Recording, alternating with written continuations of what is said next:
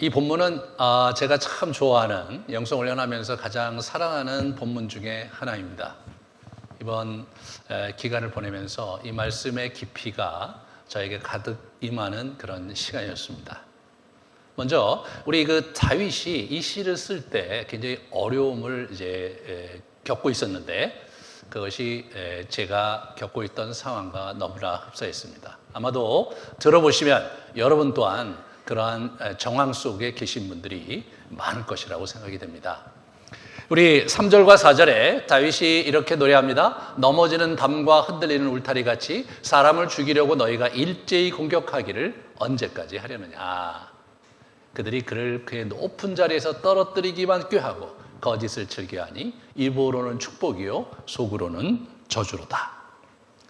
우리가 오늘 본문에서 첫 번째 우리가 붙잡게 되는 것은 지금 이분이 공격을 받는데 직접적인 공격을 하는 게 아니에요. 창과 화살로 공격을 하는 게 아닙니다. 넘어지는 담과 흔들리는 울타리, 이분이 갖고 있는 영역, 이분이 지금 섬기고 있는 나라 또는 궁궐, 거기에 사실은 엄청난 압박이 가해져서 이분이 굉장히 고통을 당하고 있다는 얘기를 하고 있죠. 그런데 이분이 어떤 고통을 어떻게 공격받고 있느냐고 하면 거짓이라는 무기로 공격을 받고 있는 것이 4절의 이야기입니다. 다시 말해서 이분은 지금 영적인 공격을 받고 있었습니다. 직접적으로 물리적인 공격을 받는 것이 아니라 영적인 공격을 받으면서 공동체의 여러 가지 위기 또 여러 가지 옥죄임 속에서 영혼의 곤비함을 느끼면서 주님을 바라본 시입니다. 그는 4절에 보면 높은 자리에서 떨어뜨리기를 꾀하고 있다라고 하는 것으로 보아서 이 사람은 자신의 리더십의 위기를 직면하고 있었습니다. 다윗은 자기 생애 후반기에 이 글을 썼던 것이 시를 썼던 것이 분명한데 자기의 왕좌가 무너지는 것, 그런 것을 의미하는 것은 아니에요. 그렇게 하면 정치적인 이슈가 있어야 되는데 오늘 본문에 정치적인 이슈가 없습니다. 이분은 상존하는 전쟁 속에 살았던 분이에요. 이분은 늘 전쟁에서 이긴 분이에요. 그러므로 전쟁에 관한 한 두려움이 없었던 분이죠. 때로 자기가 생명의 위협이 있다 손 치더라도 그것 때문에 이렇게 전전긍긍하고 그럴 분이 아닙니다.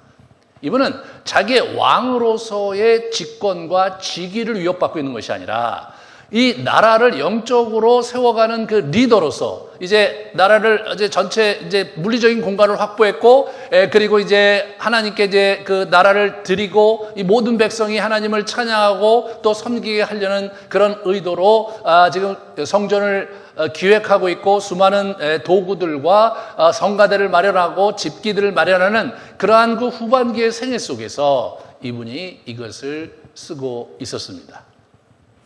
그는 영적 지도력으로서의 자신의 위치에 긴장을 느끼고 있었습니다.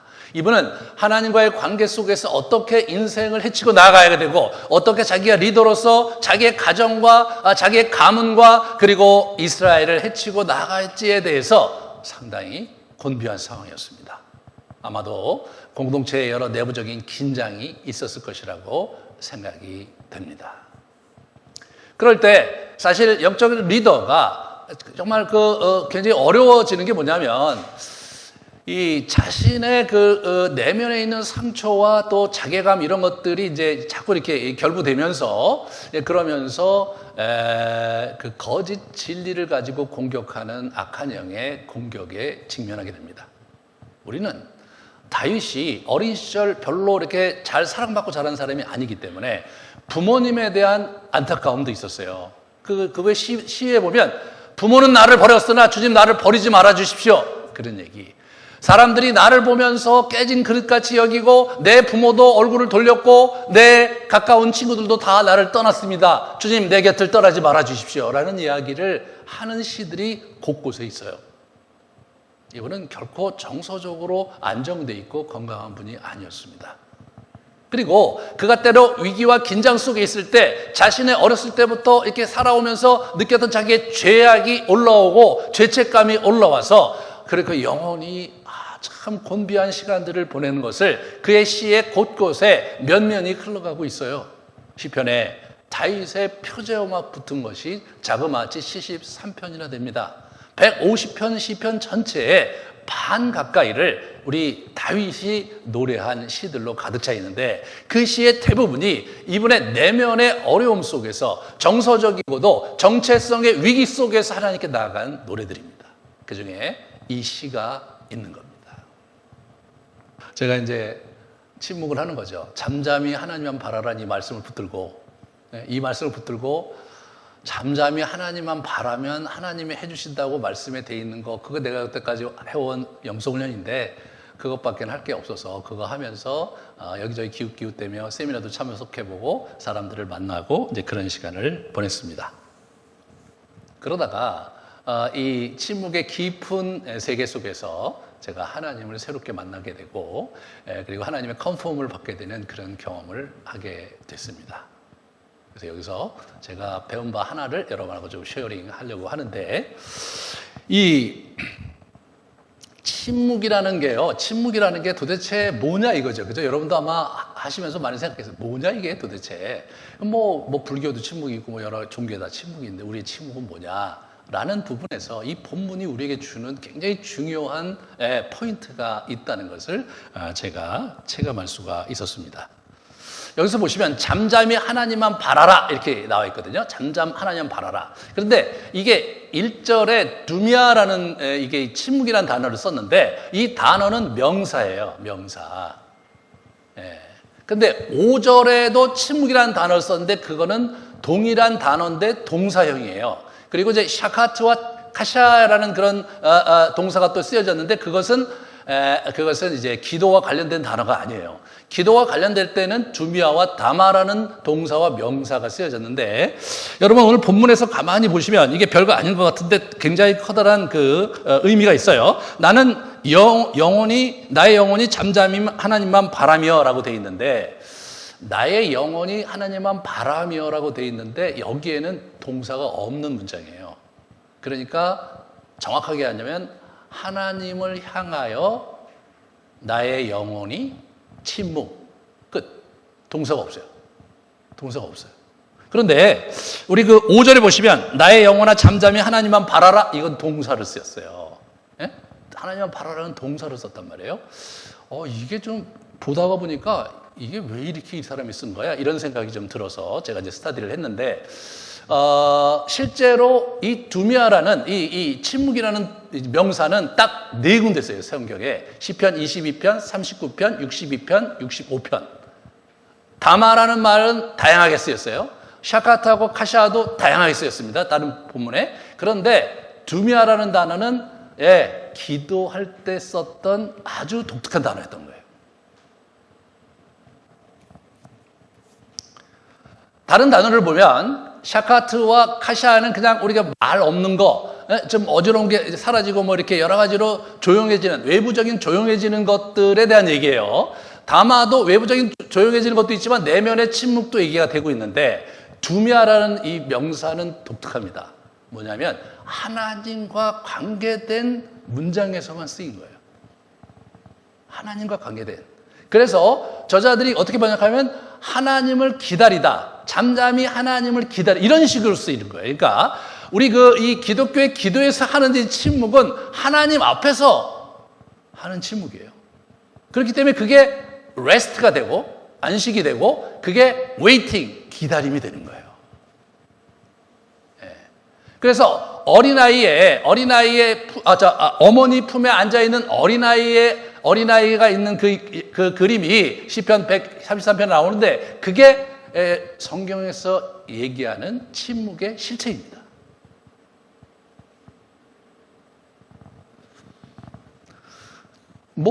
동양에서 얘기하는 침묵, 동양 종교에서 얘기하는 침묵과 근본적으로 다른 거예요. 하나님 앞에서 그분의 존전에서 그분 안에 쉬고 그분 안에 안식하며 그분을 바라는 침묵, 이게 완전히 우리 자신을 바꿔놓는 거예요.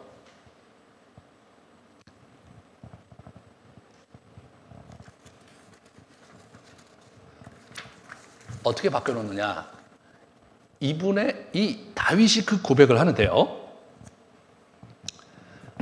2절과 6절의 그 문장이 달라요. 내가 크게 흔들리지 아니하리로다. 2절에 1절과 2절이 있는데 2절에 읽어보면 오직 그만이 나의 반석이시요 나의 구원이시요 나의 요새이시니 내가 크게 흔들리지 아니하리로다 라고 하고 있는 거예요. 크게 흔들리지 아니하리로다인데 6절에 보면 크게라는 단어가 빠졌어요. 이게 무슨 얘기냐? 제가 좀 묵상을 하면서 깨달은 건 뭐냐면 처음에 이분은요 많이 흔들린 거예요. 이게 크게 흔들린 거예요. 지금 하나님이 나의 반석이시고 구원이시고 요새인데 나는 흔들린 거예요. 그러니까 흔들리니까 내가 하나님을 붙들고 어떻게 흔들리지 않아 보겠다라고 기도를 시작한 거예요. 이분이요. 그러니까 이제 여러분이나 저나 하나님 반석이시고 구원이시고 우리 함께 하신다는 거 알죠? 인식론적 차원으로 그거 알잖아요. 성경에서 배웠고 성경도 들었고 교리에도 그렇게 돼 있고 알아. 하지만 흔들려. 우리의 실존은 흔들리는 거예요. 어느 정도로? 크게 흔들리는 거예요. 누가? 다윗이. 여러분과 저 같은 사람이 아니에요. 이분은요. 이분은 구약의 시편의 반을 쓸 정도로 영적으로 깊이 들어간 사람이에요. 이제 구약 역사서에 다윗만큼 하나님께 칭찬받은 사람이 없어요. 다윗이 문제가 많은 사람이었지만 하나님께서 다윗을 얼마나 사랑했는지를 몰라요. 굉장히 사랑하셨어요.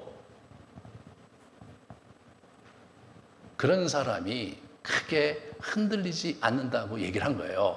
크게 흔들리고 있어요. 이 사람은 지금 자기 리더십의 위기 속에서 자기 감당할 수 없는 영적인 어떤 긴장 속에서 현실이 자기 자신을 굉장히 옥죄고 있었던 그런 상황이었던 거예요.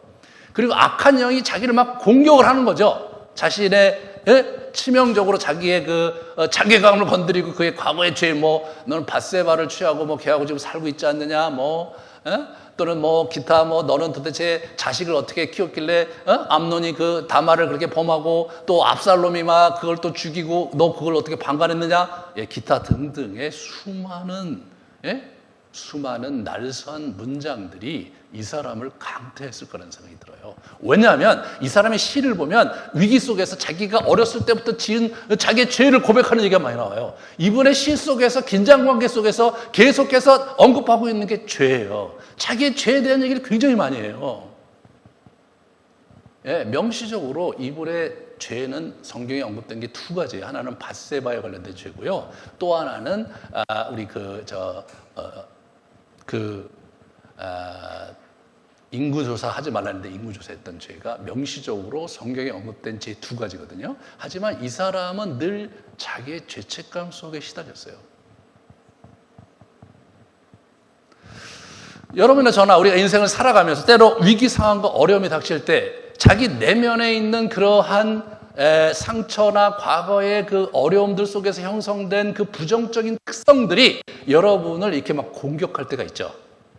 여러분 공격할 때가 있잖아요. 그게 악한 영들이 하는 대표적인 공격이거든요. 악한 영들이 여러분과 저를 정면으로 막 이렇게 해갖고 우리 자신을 좌지우지 이런 얘기를 그렇게 공격하는 것이 아니라 일반적으로 우리가 갖고 있는 거짓 진리, 너는 하나님의 사랑을 못 받는 자야, 너는 하나님에 관심이 없잖아, 너같이 기도 안 하는 사람을 하나님이 왜 좋아하겠어, 예수님은 너에게 거리를 두고 늘 힘들게 쳐다보고 계시다라는 그러한 비진리 문장들이 아주 수두룩빽빽한데 그런 것들을 막 우리에게 공격하면서 우리 자신이 스스로 위축되고 무너지게 만드는 거, 그게 대표적인 영적인 어려움이거든요.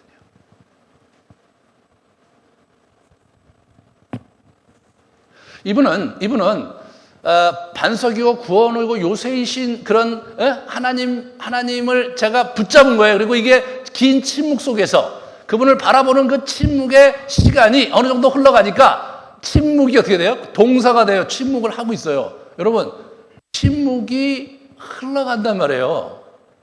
이게 무슨 말인지 이제 침묵해 보신 분은 아실 거예요. 침묵 자체를 우리가 이해하고 그 세계에 들어가는 게 시간이 걸려요.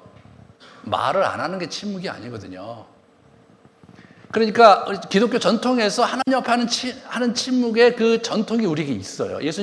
예수님께서 광야에 시험 받으실 때 그 악한 영들에게 대답한 그 문장 기도를 하면서 우리가 침묵에 쑥 들어가는 거거든요. 그런데 어느 단계가 지나면 그 침묵이 자기 안에 내면화되고 그 침묵 속에서 성령의 인도하심 속에 그분에게 흘러 들어가는 경험을 우리가 하게 되는 겁니다. 그러면서 하나님과 우리가 존재 대 존재가 만나게 되는 거예요. 하나님이 반석이시고 구원이시고 요새이시라는 이 관념과 인식론적인 지식이 아니라 그냥 반석이신 그분과 하나가 되고 구원이신 그분을 붙잡고 있고 요새이신 그분 안에 거하면서 나 자신이 고요한 평강과 위로를 얻게 되는 거죠. 그러면서 이분이 나는 흔들리지 아니하리로다. 첫 번째 2절은 내가 크게 흔들리지 않아 보겠다라는 그러한 그 선한 목적을 가지고 계속 그분의 앞에 거했는데 6절은 그것이 자기 것이 되어서 나는 이제 흔들리지 않을 것이다. 내가 바위가 되고 내가 구원이 되고 요새를 할 수 있는 그런 굳은 믿음이 내게 있어서가 아니라 내가 그분 안에 있고 그분 곁에 있기 때문에 나는 이제 더 이상 흔들리지 않아도 된다. 그 얘기를 다윗이 하고 있는 겁니다.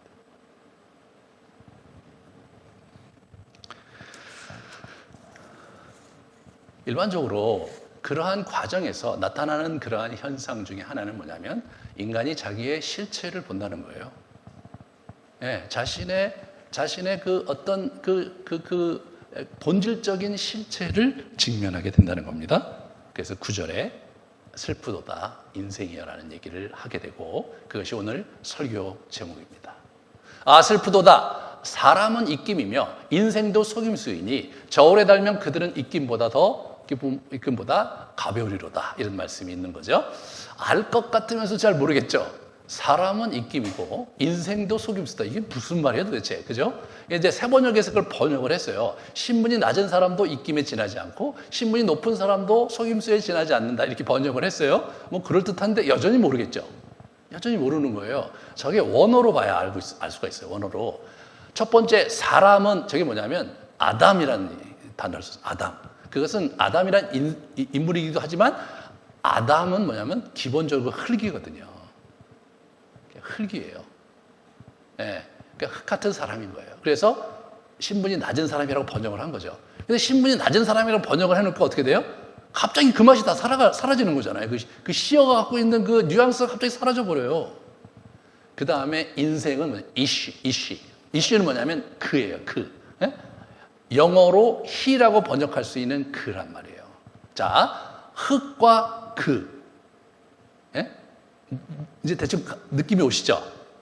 그냥 무지랭이 같은 무가치하고 그냥 인생의 어떤 삶의 가치와 무게가 전혀 없는 사람, 흙이에요. 흙이야.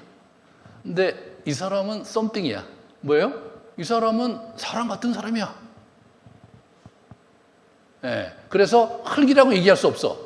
그분은 인물이야. 예, 그분은 흠모할 만한 사람이고 그분은 대단한 사람이야. 쓸 때 쓰는 단어인 거예요. 그게 이시. 그러면 흙 같은 정말 무지랭이 같고 별 가치도 없고 중요성도 없는 그 사람, 그게 입김이다. 그럼 뭐 이해가 되죠? 입김이죠. 그럼 뭐예요? 이씨도 입김이다 이렇게 얘기하는 게 아니라 이씨도 뭐예요? 속임수다 이렇게 얘기한 거예요. 라이어 이렇게 한 거예요. 예. 뭐예요? 뭐인 것 같지만 가짜다 이거예요. 여전히 입김이다 이거예요. 그러면서 싸잡아서 얘기합니다. 그들 모두 저울에 달아 올려놓으면 어떻게 돼요? 입김보다 가벼운 존재일 뿐이다.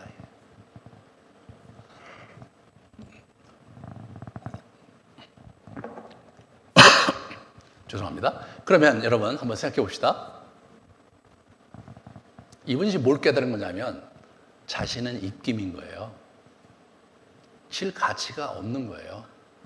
예. 그렇다고 뭐 대단한 어떤 사람이 있고 유명한 사람이 있고 뭐 자기보다 뛰어난 어떤 영적인 거장이 있다 손치더라도 뭐 그 사람이 대단하냐? 그런 것도 아니라는 거예요. 그도 입김에 지나지 않는다는 거예요.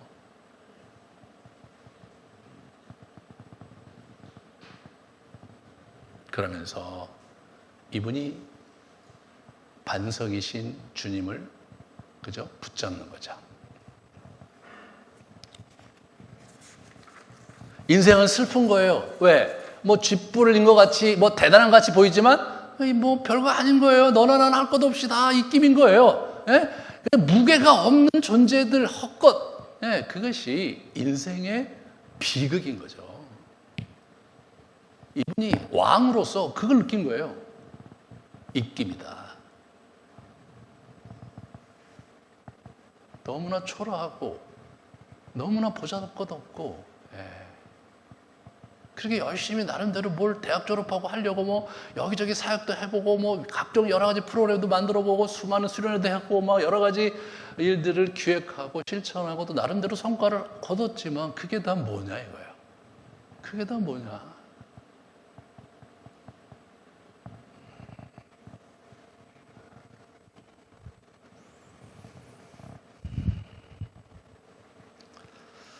그러다가 이분이 깨달은 바를 7절, 11절, 12절에 정리를 하고 있습니다. 나의 구원과 영광이 하나님께 있으며 이분이 내 힘의 반석과 피난처도 하나님께 있도다라는 것을 깨닫게 된 거예요. 자신의 구원이 그분에게 있다. 이것이 뭐 구원이라는 단어가요. 여기서 뭐 여러분 생각해 보세요. 예수 믿고 천당 가는 이런 구원 이런 얘기 하는 게 아니에요. 나는 비참하고 나는 이끼와 같은 존재고 이런 정말 무지랭이 같은 존재인데 내가 살 길이 어디 있고 내가 좀 그래도 뭐랄까 인정받고 누군가 나를 손 잡아줄 그런 구원을 얘기하는 거죠. 내 인생을 의미 있게 만들어줄 존재를 얘기하는 거예요. 영광. 이분이 영광을 얼마나 취하려고 했어요, 다윗이요. 정말 그 하나님께서 원하시는 큰 강 유브라데스에서 애국강까지 그 전혀 우리 아브라함에게 600여 년 전에 그 약속하셨던 1000여 년 전에 약속하셨던 그것을 자기 대에 자기가 완성을 했단 말이에요. 그래서 자기가 너무나 기뻐갖고 그냥 자기가 성전을 건축하고 하나님께 놀라운 역사를 하나님께 영광을 돌리고 싶었는데 너는 안 된다. 너는 피를 너무 많이 흘렸다. 네 아들 때나 가능하다.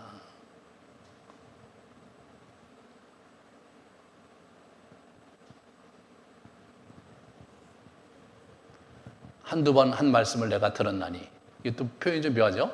하나님께서 한마디를 말씀하셨을 때 나는 두 가지를 배웠다. 뭐 표현이 좀 그런데 자기는 뭐 지지부진 이렇게 하나님과 대화하고 뭐 교제하고 그러다가 어떻게 다 깨달게 된 거예요. 권능은 하나님께 속했고 인자함은 주께 속했다는 것을 이분이 깨달은 거예요. 권세는 하나님의 것이고 내 것도 아니고 내가 비록 왕이지만 내 게 아니고 하나님의 것이고 인자함, 한결같은 사랑 또한 주님의 것이다. 모든 것이 다 주님의 것이라는 것을 깨달으면서 스스로 자기가 집착하고 있고 자기가 붙들고 있었던 모든 가치와 그리고 자기의 원함 전체가 이렇게 내려놓으면서 그러면서 자유함을 얻는 그런 다윗의 모습을 상상해 볼 수 있습니다.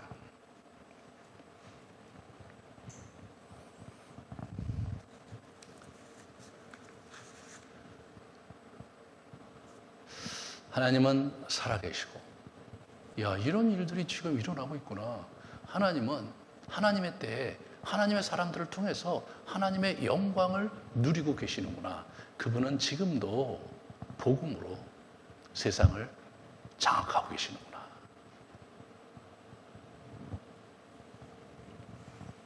너무나 큰 그림이고 너무나 대단한 이야기이기 때문에 사실은 그 안에 압도될 수밖에 없었습니다. 그런 이야기는 다음 주부터 강의할 고린도전서 강의에서 제가 좀 더 얘기를 좀 풀어 가겠습니다. 하나님이 살아계시고 하나님이 함께 하신다는 그 놀라운 그 장면을 제가 이렇게 목도하고 제가 또 세미나도 인도하고 사람들을 만나면서 그런 것들을 제가 누릴 수 있는 좋은 시간들이 있었습니다. 그러면서 내가 입김이라는 사실이 입김일 수밖에 없다는 사실이 참 자유하게 되더라고요. 하나님이 위대하시기 때문에 내가 그 곁에 있고 그분 안에 있다면 그렇다면 내가 흔들리지 않고 내 길을 갈 수 있는 것이다. 내가 이끌어가는 것도 아니고 내가 계획하고 앞으로 나아갈 필요도 없는 것이고 나는 다만 하나님만 바라보며 그분 안에 거하며 그분 곁에 있으면서 그분의 길을 가면 되는 것이다.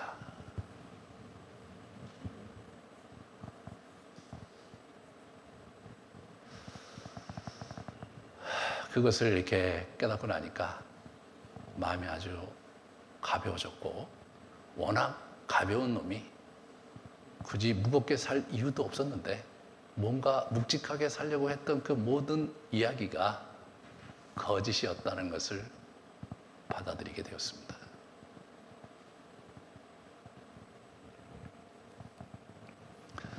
다윗은 그러한 경험을 가지고 세 가지 권면을 우리에게 들려주고 있습니다. 8절에 보면 이렇게 얘기합니다. 백성들아 시시로 그를 의지하고, 늘 의지하라는 거예요. 항상 기도하라는 거죠. 그의 앞에 마음을 토하라. 하나님은 우리의 피난처시다. 그 앞에 마음을 토하라는 거예요.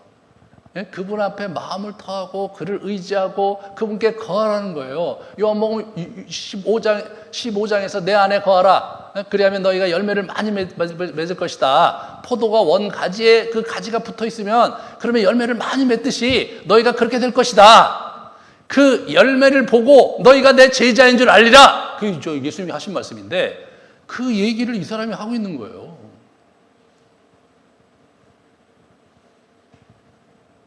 사랑하는 여러분, 주님께 여러분의 이야기를 그저 토해내기만 하면 되는 거예요. 주님께 그분을 가만히 바라보면서 나 자신의 문제를 그분께 얹어드리고 내가 갖고 있는 고통과 어려움을 그분께 올려드리고 그리고 겸허하게 그분 안에 피난처 삼아 누리시면 되는 거예요. 근데 이게 안 되는 거잖아요. 말은 무슨 말인지 알겠는데 그거를 하려고 그러니까 그게 어려우시죠. 거기에는 훈련이 필요한 거예요. 우리 선배들이 다 훈련 속에서 그 길을 간 거예요. 너무 거저 먹으려고 하니까 힘든 거예요.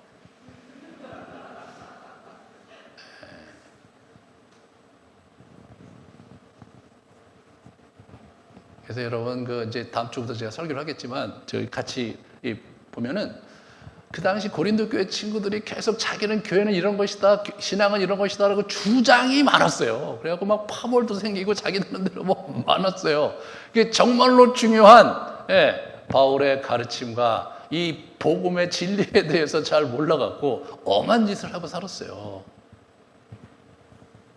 여러분과 제가 그럴 수 있어요. 여러분이 갖고 있는 그런 나름대로의 신앙관이 있고, 여러분 갖고 있는 그 기도에 대한 가치관도 있고, 여러분이 갖고 있는 신앙의 경험이 있어요. 그러면서 나름대로 이래야 된다고 생각하는 게 있어요. 그런데 중요한 것은 뭐냐면 그게 진짜 맞냐 이거예요. 그게 진짜 맞냐? 여러분은 그런 컨펌을 가지고 사십니까? 여러분의 기도 생활에 있어서 정말 그렇게 이게 맞다라는 생각을 하고 사십니까?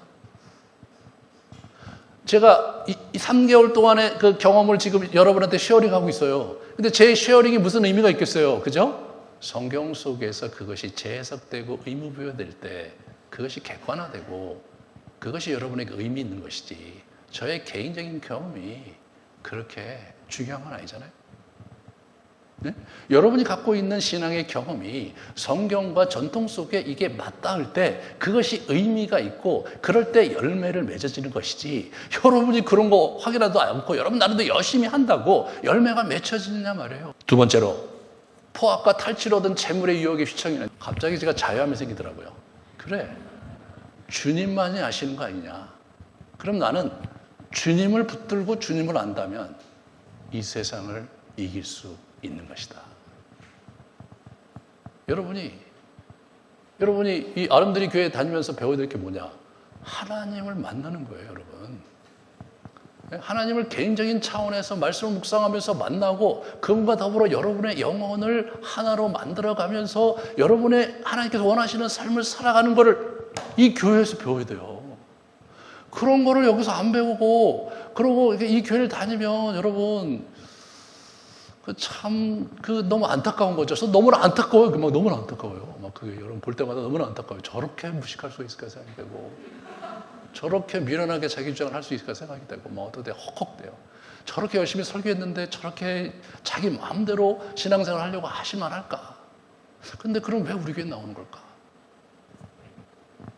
그런 생각이 들 때 막 긴장을 해요.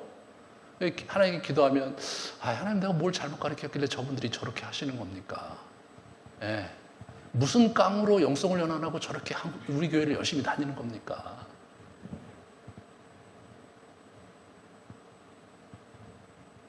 그분이 원하는 건 그죠.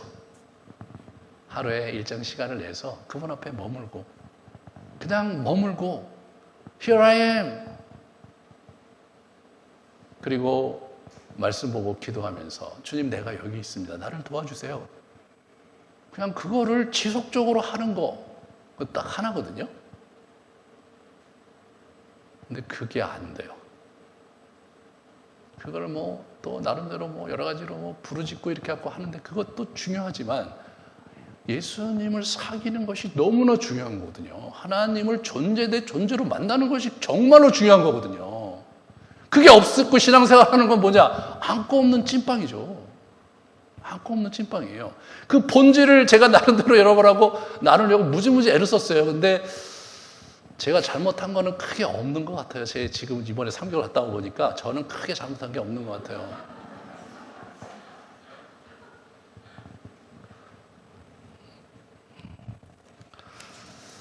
세상을 다시 생각하자. 세상의 주인이 예수 그리스도시고 우리 하나님이라면 그분을 만나고 그분 안에 머무는 삶이 세상을 이기는 일이다. 마지막 세 번째.